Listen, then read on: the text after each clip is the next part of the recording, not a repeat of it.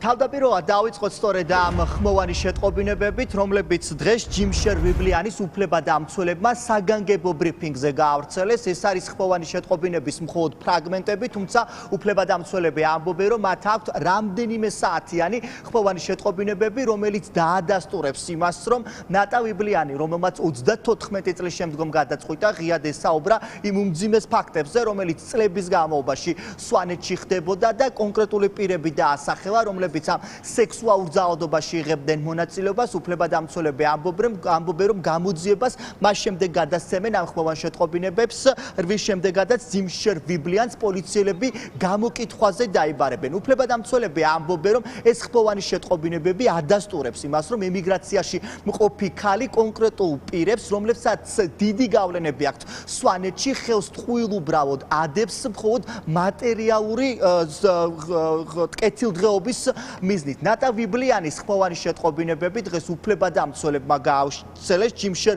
ვიბლიანის უფლებადამცველები მედიასთან ამტკიცებენ იმას, რომ ნატა ვიბლიანი ჯიმშერ ვიბლიანის ოჯახის წევრებს უგზავნიდა ხმოვან შეტყობინებებს. ის თხოვდა, რომ ჯიმშერ ვიბლიანი, რომელიც არსებული ინფორმაციით სვანეთში დიდი გავლენებით სარგებლობს, შუამავალი ყოფილიყო ბაჩუკი ჩხვიმიანის ოჯახის წევრებთან და ნატა ვიბლიანის ხელთ არსებული საცხოვრებელი სახლი დაეტოვებინა. წინააღმდეგ შემთხვევაში კი ის ყველაფერს საჯაროდ მოყვებოდა. რამდენიმე თვის შემდეგ, მას შემდეგ რაც ჯიმშერ ვიბლიანი არ ჩაერთო ამ ხმოვანი შეტყობინების შემდგომ მოლაპარაკების პროცესში, ნატა ვიბლიანმა ღიად ისაუბრა იმაზე, რომ ჯიმშერ ვიბლიანი იყო სწორედ ის ერთ-ერთი პირი, რომელიც ამ ძალადობაში იღებდა მონაწილეობას. თუმცა უფლებადამცველები ამტკიცებენ, რომ ეს არის პროვოკაცია და იმ ადამიანების ზეწოლა, რომლებსაც არანაირი სახის სისხლის სამართლის დანაშაული ნატა ვიბლიანის საქმესთან დაკავშირებით არ ჩაუდენიათ.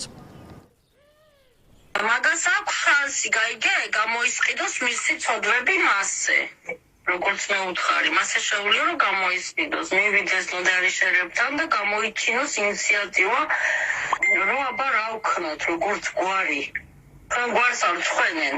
ის მაინც თქვას, ან შეუძლია მაგალითად 50,000 ევრო დამერიცხოს სიჩუმისთვის, მაგით შეუძლია გადაეცი მის მეუღლეს ან მის ოჯახს.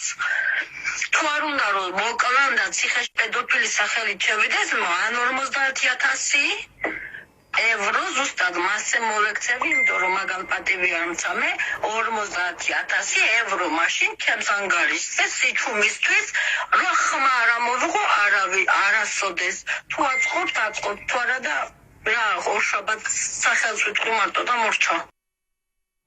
გუშინ სვანეთის ერთ-ერთ უძველეს ტაძარში ადათობრივი წესების საფუძველზე ჯიმშერ ვიბლიანის ოჯახის წევრები შეიკრიბნენ, რომლებმაც ხატის წინაშე დადეს ფიცი, რომ მათ დანაშაული ნამდვილად არ ჩაუდენიათ. უფლებადამცველების ინფორმაციით ჯიმშერ ვიბლიანის ოჯახის წევრებმა ოფიციალური მიმართვა გაუგზავნეს ნატა ვიბლიანის ძვებს, რომლებიც მისულიყვნენ ასევე ეკლესიაში და ხატის წინაშე დაედოთ ფიცი, რომ ნატა ვიბლიანის მიერ გავრცელებული ინფორმაცია სიმართლეს შეესაბამებოდა, თუმცა უფლებადამცველები ამბობენ, რომ ნატა ვიბლიანის ძმები გუშინ ტაძარში არ მისულან. ეს კი მათ აფიქრებინებს და ვარაუდობენ იმას, რომ ემიგრაციაში მყოფი ქალის მიერ მოყოლილი ისტორიების ნაწილი არის გამოგონილი. მესტიის სეტის წმინდა გიორგის სახელობის უძველეს ტაძარში მედიატორების გადაწყვეტილებით ჯიმშერ ვიბლიანმა სვანური ადათობრივი წესისა და ადგილობრივი მედიატორების მონაწილეობით საკუთარ ვაჟიშვილთან ერთად ხატის წინაშე დაიფიცა. რა თქმა უნდა, ჯიმშერ ვიბლიანი პრინციპულად აცხადებს, რომ თავს უდანაშაულოდ მიიჩნევს, თავადვე ითხოვს გამოძიების სწრაფ, სრულყოფილ და ეფექტიან წარმართვას. არასოდეს ნატა ვიბლიანს, არასოდეს ჯიმშერ ვიბლიანის სახელი არ დაუსახელებია.